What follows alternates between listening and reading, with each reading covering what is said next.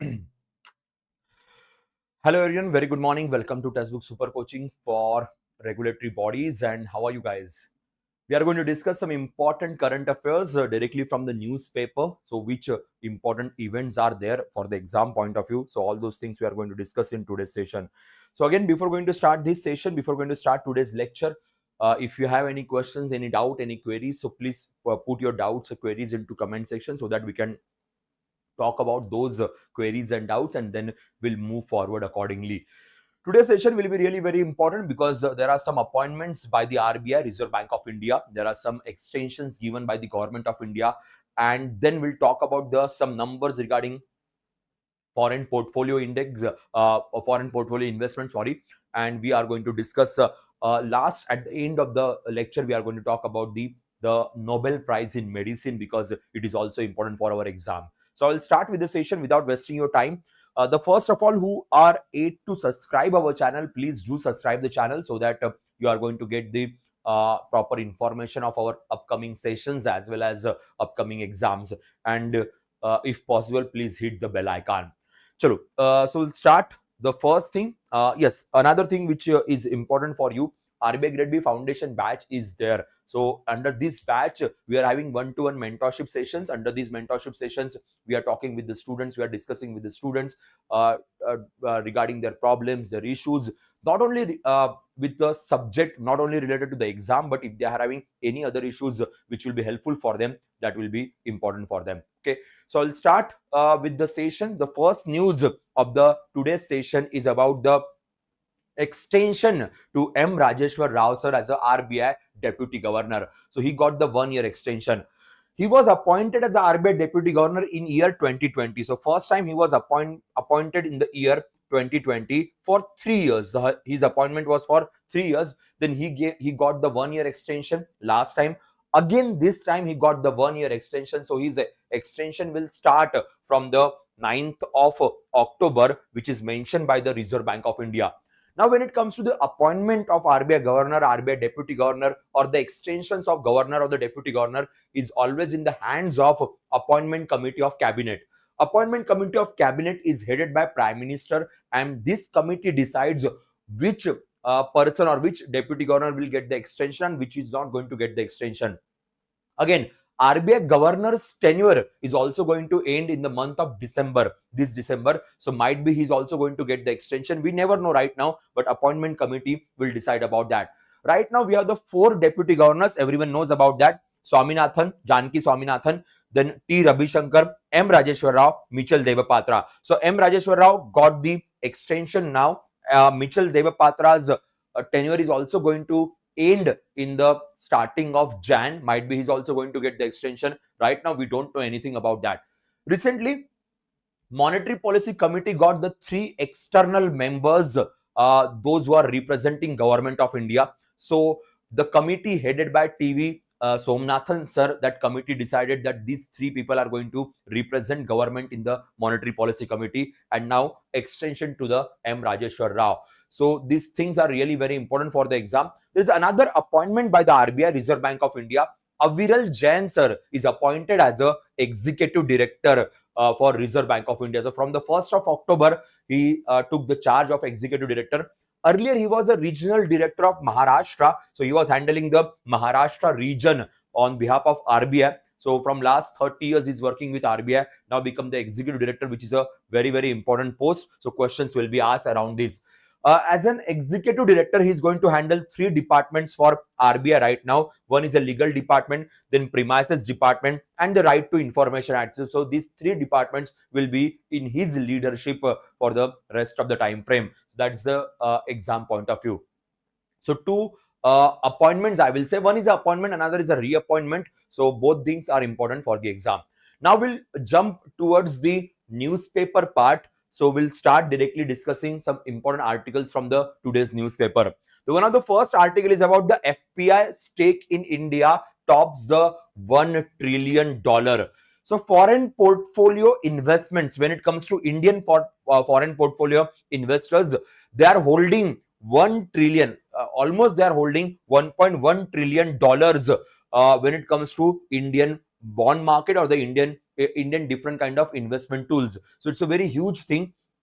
So Indian securities exceeding 1 trillion mark, a milestone for the country. So 1.1 exact number की अगर हम बात करें, so 1.1 ट्रिलियन डॉलर्स का इन्वेस्टमेंट है जो फॉरेन पोर्टफोलियो इन्वेस्टमेंट के अंदर इंडिया में आया हुआ है, आउट ऑफ विच 84.4 की अगर हम बात करें trillion rupees ki, which is invested in the equities, whereas 78 trillion rupees ki agar baat kare invested in the bonds. So the investments of FPI is kind of a mixed investment. First of all, we'll talk about what is FPI, so things will be much better for you. Foreign portfolio investment refers to the investing in financial assets of a foreign country such as stocks, bonds available on the exchange. So basically, foreign portfolio investors are investing into the equity market, bond market, mutual funds. So they are investing in like that. So what are the investments they are doing in India in different ways? Like some part of money in shares, some part of money in bonds, some part of money in some other investment ways. So together is called as a portfolio. That is called foreign portfolio investment. The majority foreign portfolio investment coming to India is from USA. When it comes to FDI, so majority FDI coming to India is coming from, of course, Singapore, then the Mauritius, then the USA. When it comes to the FPI, majority is coming from the USA right now in our country. Then FDI, basically students are a bit confused about the FPI and FDI. When it comes to FDI, so foreign investment in which investor obtains the lasting interest in an enterprise in another country. So basically, suppose foreign companies or foreign investors are purchasing more than 10% shares of Indian company. If foreign companies are establishing their own centers in India, that will be called as FDI.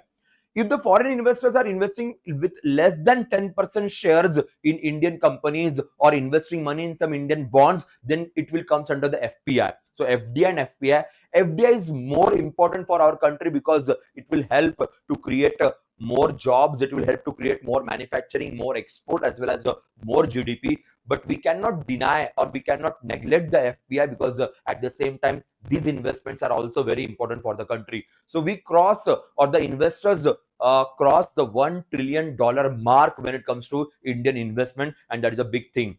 Now, FDI, FPI, there are some differences. FDI refers to investment made by the foreign investors to obtain substantial interest and enterprise located in different countries. FPI refers to investing in the financial assets of a foreign country, such as stocks, bonds available on the market, which I have already discussed. Whereas the FDI is the active investor, FPIs are the passive investors because they are not going to have the rights of board of directors, the rights of ownership rights. So they are the passive investors.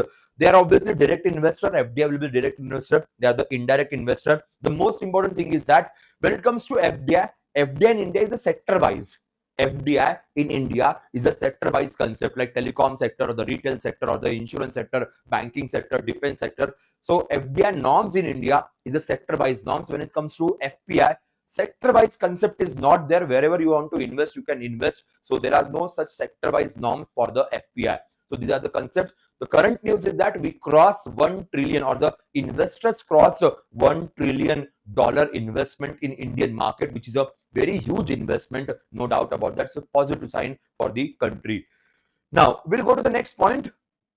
The next news is about this news. Actually, I have discussed this news in the 6 a.m. session, but still this is very important, and we are going to discuss some different factors around this news. The news is about India and UAE investors meet. So there was a 12th meeting of India UAE high-level joint task force on investment. So India and UAE created high-level joint task force for investments. So under that task force, recently in Mumbai, the meeting was organized under the leadership of Indian Commerce Minister Piyush Goyal. So under this meeting, we discussed many things. We decided a few important factors. So we'll talk about those factors. First of all, this high-level joint task force on investment, this concept was created in 2013 between India and UAE. India UAE already having a very good relation. We are having the free trade agreement with UAE. So trade related agreements are really very good. Now we are talking about investments. So some investment from UAE will come to India. Some investments from India will be in UAE. So majorly we want to attract more investments from UAE, especially FDI, especially foreign direct investment. That is a major focus of these meetings. So in 2013, this concept was started, and the recent meeting was in Mumbai, headed by Piyush Goyal sir. Now, what exactly they have discussed? This is one of the news. Uh, India cuts arbitration time for the foreign investors in UAE Pact. Now, this is really very important. Now, arbitration times from 5 years to 3 years. Now, what exactly this is? How exactly it is going to work? Now, I will just read out few things for you, which will be really very important. India reduced the time period for foreign investors to seek international arbitration from 5 years to 3 years, apart from recently signed investment. Look, this arbitration is basically, suppose for example some issues are there, for example some disputes are there. So Indian rules were like that, if you are investing, if you are doing FDI in India for 5 years, you cannot go into the international arbitration court for 5 years. After that, you can take the case into the arbitration court. That is a basically rule. But for UAE investors, we reduce the time frame from 5 years to 3 years. If UAE investors feels these things are not good, so they can, after 3 years, they can reach to the arbitration court, international court, especially in Singapore, so that there can be a proper justice to them. So these things shows that we are very transparent, we are very open, that you can take the cases wherever you want. We want to work with you very positive ways. So that shows the transparency, that shows the kind of a intent of the government, that they want to work in a very positive angle. That's why these rules are very important. Why not from the starting? Why not this arbitration is allowed from the beginning?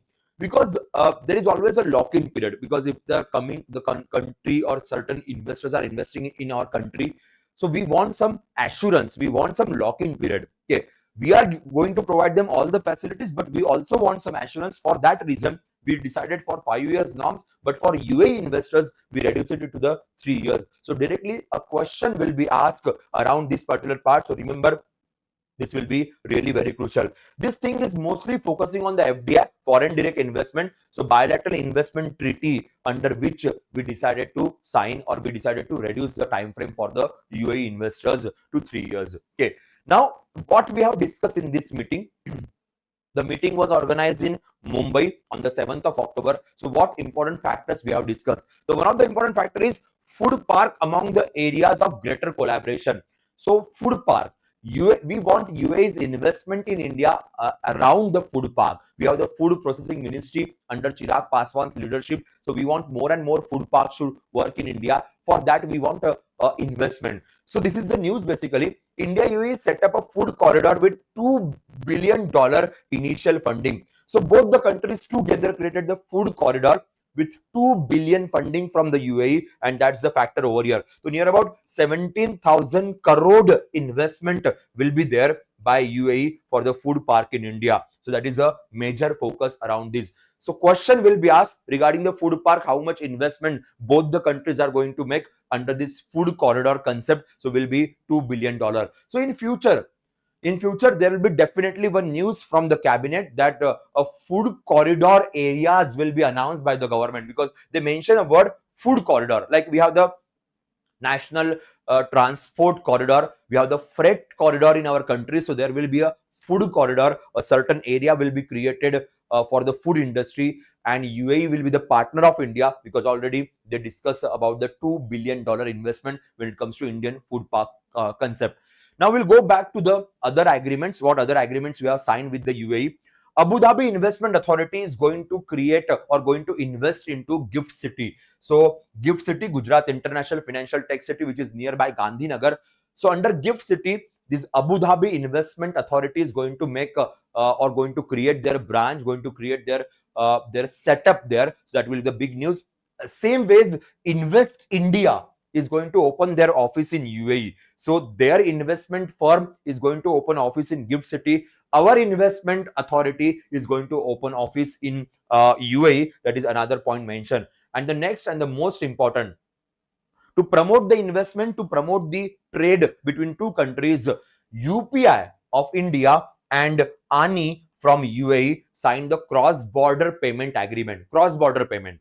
So if someone wants to invest money to Indian market, so they can use the ANI platform. Directly investment will come. If someone from India want to invest into the UAE platform, the directly money will transfer through the UPI payment. So these two things mentioned by the government of India is really very important, really very crucial. So questions will be asked around this. Remember, for the food corridor or for the food park, $2 billion investment is coming, and the rest of the investment criteria which we have discussed already.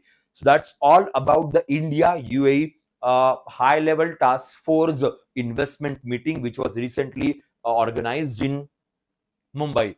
The another discussion was there, and the discussion is regarding Indian Institute of Foreign Trade is going to open their campus in Dubai. So one of the institution from India called as the Indian Institute of Foreign Trade, they are going to open their office in Dubai. That is a big thing. That is a big news. So this is an institution, basically. It's a deemed university under Commerce Ministry, and this university was created in 1963. So this university is going to open their campus in Dubai. Now, last time we discussed about the IITs opening their campuses into Tanzania or the Abu Dhabi or the Kuala Lumpur or Sri Lanka. So we know about that. So now other institution from India, just like this Indian Institute of Foreign Trade is also opening their, one of the campus will be in Dubai. That's it. That's all about the recent meeting between India and UAE regarding investment. Now the another meeting which is important for us, but before that, over 30,000 internship posted by 200 firms on portal.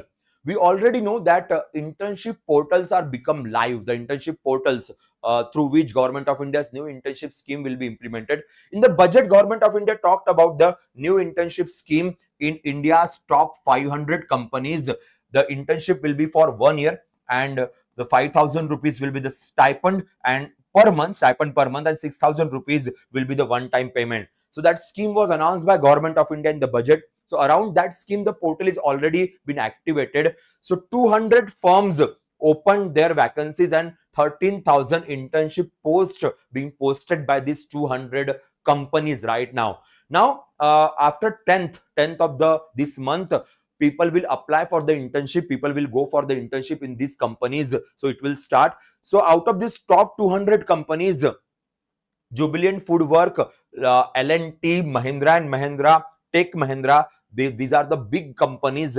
They open multiple vacancies for the internship. Now, this whole scheme comes under the Corporate Affairs Ministry. Nirmala Sitharaman's ministry will be responsible for the implementation of this scheme. So that will be the case. So whatever updates regarding this scheme will be there, I will definitely come with that update. Recently, Government of India talked about 800 crore allocation for the initial year for this scheme. So 800 crore is already being allocated by Government of India for the success of this scheme for the initial 1 year, because all the funds will be provided by Government of India. The another thing is that if companies wants to be the part of this, the CSR will be, it will be considered as a CSR, corporate social responsibility. That is also important for the exam point of view. Now, IFC lends Axis Bank 500 million to develop green projects. IFC, International Finance Corporation. International Finance Corporation is a part of World Bank Group. International Finance Corporation is a part of World Bank Group. And this World Bank Group authority is famous to provide funds to companies, funds to institutions. Look, World Bank Group consists of 5 organizations: IBRD, IDA, IFC, MEGA and ICSID. IBRD and IDA, International Bank for Reconstruction and Development, that is IBRD, and International Development Association, that is IDA. These two are responsible to provide loans to the governments, whereas International Finance Corporation is responsible to provide loans to the companies, to the institution. So Axis Bank borrowed $500 million from the IFC for green projects, for the environment projects. So what Axis Bank is going to do? Axis Bank will provide these funds to the environment supporting projects, for the green projects. Okay, so they borrowed money from IFC and they will lend this money to the borrowers regarding the green project. So this channel is being created. So big news, no doubt about that. The questions will be asked around this. Remember, many questions will be there. Now, another thing is that blue loans are financing instruments that are raised and earmark funds for investments such as water and the waste water. Remember, green funds, blue funds, or the green loan and the blue loans. These are the two types of loans that are very famous nationally as well as internationally. So green loans obviously for the environment friendly projects. The blue loans are the projects which are related to the water, especially water management, water waste management, for all those types of fundings. So remember, these differences are really very important for us. So questions can be asked around these things. So blue loans and the green loans mentioned here. Now, the next news again very important. RBI intervention keeps rupee from hitting 84 against the dollars. Now, rupee was going down. Rupee was going down, so RBI intervened so that rupee की value और नीचे नहीं जानी चाहिए. RBI is not directly entering into the market to control the value of the rupee, because in India we don't have such kind of scenario. We have the flexibility in case of the valuation of the currency, but RBI indirectly will try to handle the situation if the rupee is going down very badly. So that time RBI can do some, or RBI can take some measures. So what measures RBI can take? So we'll talk about that. Reserve Bank of India has intervened in the currency market to prevent the rupee from falling against the US dollars by selling the dollars. Okay, so if we'll sell the dollars, okay, and RBI will try to absorb the rupee, so demand of rupee will increase, because from market RBI will try to pull out the rupee, RBI will try to suck out the rupee, so demand of rupee will increase and they will flush the dollars in the market. So ample amount of dollars will be there and the less amount of rupee will be there. So automatically the demand of rupee will increase, the value of rupee will increase. That is the first thing RBI can do, and RBI usually perform this thing in a very majority time. Next is asking banks to stop aggressive bets. Basically RBI asked this. Okay, I will show you the news through which you will understand that. So RBI has asked banks to avoid large bets against the rupee. So basically RBI asked banks not to go against the rupee, not to deal with the rupee, just stop it. For example, the foreign currency, huge amount of foreign currency is coming. Okay, so don't flush the rupee in the market. Okay, try to hold the rupee. नहीं तो otherwise क्या होता है, जब rupee की value गिर जाती है तो many foreigners, many NRIs, they will try to convert their dollars into rupee. So RBI basically asks banks not to do such kind of things. Suppose for example I am having dollars, जैसी रुपी की value गिर जाएगी, so I will go to the banks, I will sell my dollars and I will take the rupee. So due to that again रुपी की value गिर जाएगी, again रुपी की value नीचे आ जाएगी. So ऐसे सिचुएशन पे आरबीआई बैंकों को मना कर देती है कि don't perform such kind of things, at least for the bigger level. Like if companies or the exporters are doing, stop that, don't perform such kind of things. Next is using moral suasion. RBI occasionally intervene to support the rupee through the moral suasion. Moral suasion basically they are a kind of a ethical ways or some moral ways these things should not be done, and putting some restrictions on some activities. So in that way, but these things RBI use at the end, not frequently. Frequently they follow this selling of dollars. Then rupee has been trading near record low due to the number of factors, including trade deficit is there, global economic uncertainties are there, rising crude prices because Iran and Israel war, Ukraine Russia war, it is creating a huge problem, strengthening dollar index and outflow of the domestic equities. These are the major reasons जिसकी वजह से usually रुपी की value कम होती है. एक बात याद रखना, अगर डॉलर बहुत स्ट्रांग बन रहा है, डॉलर बहुत स्ट्रांग बन रहा है, automatically emerging countries currencies will go down. Next is geopolitical problems. They are already there from the last 2-3 years. We are facing these problems, and these problems again increased due to this recent Iran and Israel issue. And then trade deficit is there. Our CAD is increased little bit. That is another issue, and that's why the valuation of rupee went down. That's why RBI took some measures.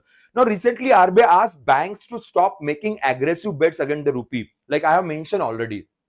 So RBI asked banks not to purchase dollars in a huge quantity and not to flush rupee in the huge quantity against the currency, against the foreign currency. That is about the bet. So that's the case, that's the scenario. So these are some measures usually RBI takes. So question can be asked, what measures RBI should take, or what measures RBI do consider while handling the situation of rupee.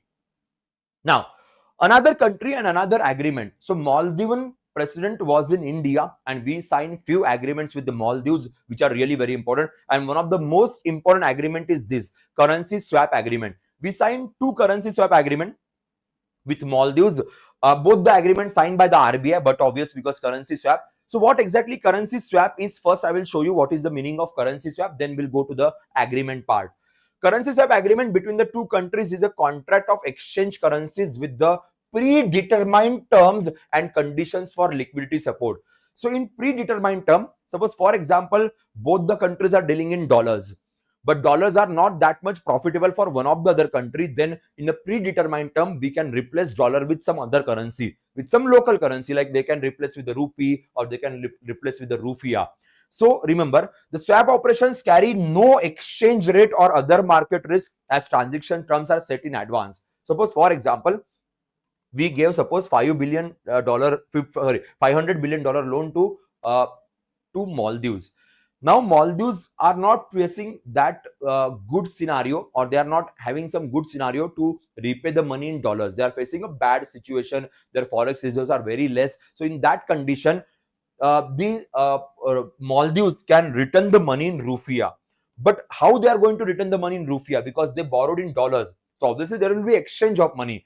So in predetermined price, so पहले से हम price decide कर लेंगे. For example, suppose we decided that $1 is equal to 100 rupiah. Okay. So right now the situation is $1 is equal to suppose 200 rupiah. So doesn't matter, whatever we have decided earlier, बस उसी amount में ये पैसे transfer किए जाएंगे. तो ये थोड़ा सा better होता है for many countries. So India signed these agreements with multiple countries, like one of the famous agreement like India and Japan currency swap, India UAE currency swap, India SAARC currency swap. They are the very famous agreement. So with Maldives, the swap agreement we signed under this SAARC scenario, SAARC के under ही ये agreement sign किया गया है with the Maldives. So with Maldives we signed two agreements. One is about the 400 million million dollar and another is near about 3000 crore. So overall अगर हम बात करें तो मोटा मोटा $750 million agreement का swap agreement sign हुआ है with India and Maldives. That is the most important thing. So question will be asked, what is swap agreement which we have signed with the Maldives, and in that way the questions will be there in the exam. So remember, they're really very important and really very crucial. Now I'll move forward and we'll discuss another agreements which we have signed with the Maldives, because they are also really important for the exam point of view. Now these are some developments which we did in Maldives. Like one of the development is social housing units we created in Maldives with the help of Exim Bank. Exim Bank provided some fund and we created the social housing in their country. Then one of the new runway for their Hani Madhu International Airport, which is developed by India. Then rupee cards will be available in Maldives now. The rupee card created by NPCI will be available in Maldives. And another thing is that we help them to create their Coast Guard ship called as the ship Huravi, which is gifted by India, actually funded by India. So these are some important things with the Maldives. Now few agreements we signed actually, I guess 5 agreements we signed with the Maldives.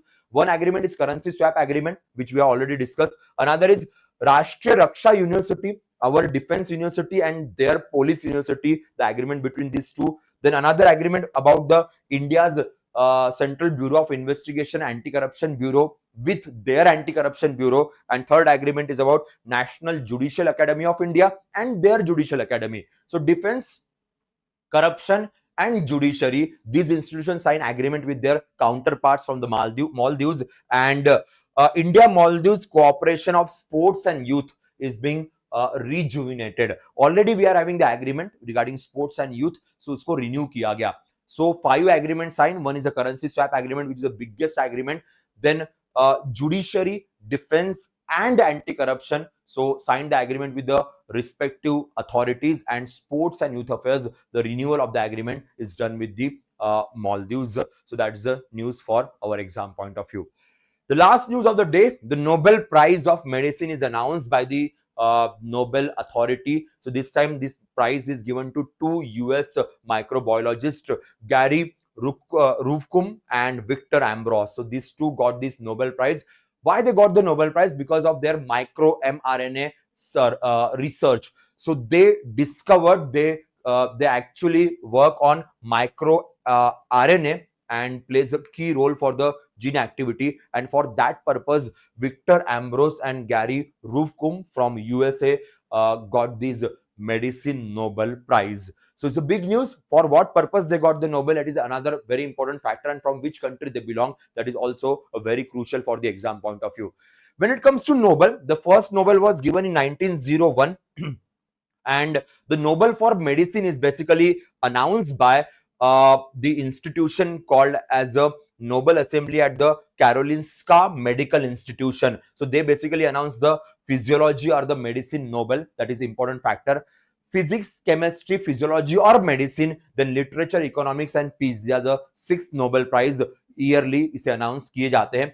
Out of which Peace Nobel is announced by the Norway, whereas rest of the other 5 prizes announced by the Sweden. That is a very famous thing which everyone knows about that. The another thing which Indians got the Nobel Prize till this date, Indian citizens. So Rabindranath Tagore, Chandrasekhar Venkataraman, Hargobind Khurana, Mother Teresa, then Amartya Sen, Kailash Satyarthi, Venki Ramakrishnan. These are the Indian citizens got the Nobel Prize. But Indian origin, like Subramanyam Chandrasekhar, Venkata Ramakrishnan and Abhijit Banerjee, these are the Indian origin people who got the Nobel Prize for the economics.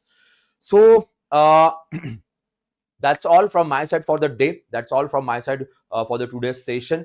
We'll see you in the next session. We'll provide you these notes in our Telegram channel. So वहां से आप हमारे notes को access कर सकते हैं. That's all guys. Bye bye. Take care.